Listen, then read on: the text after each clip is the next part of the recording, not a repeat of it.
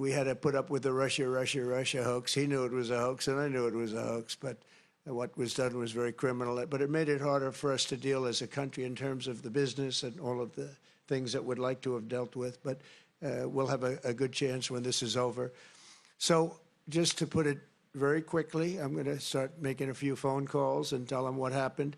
But we had an extremely productive meeting, and many points were agreed to.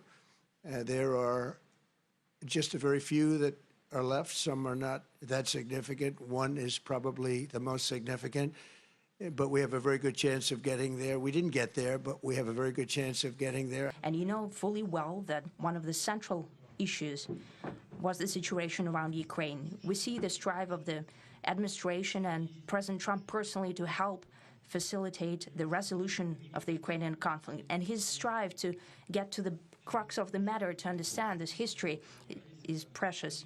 As I've said, the situation in Ukraine has to do with fundamental threats to our security. Moreover, we've always considered the Ukrainian nation, and I've said it multiple times, a brotherly nation, however strange it may sound in these conditions.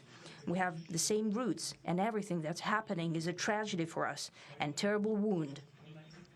Therefore, the country is sincerely interested in putting an end to it.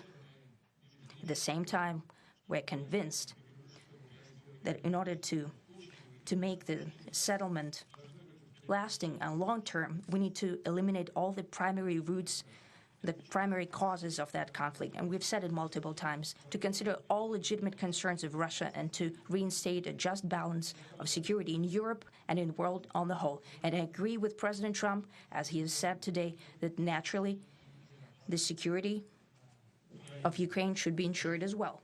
Naturally, we are prepared to work on that. I would like to hope that the agreement that we've reached together will help us bring closer that goal and will pave the path towards peace in Ukraine. We expect that Kiev and European capitals will perceive that constructively and that they won't throw a wrench in the works. They will not make any attempts to use some backroom dealings to conduct provocations to torpedo the nascent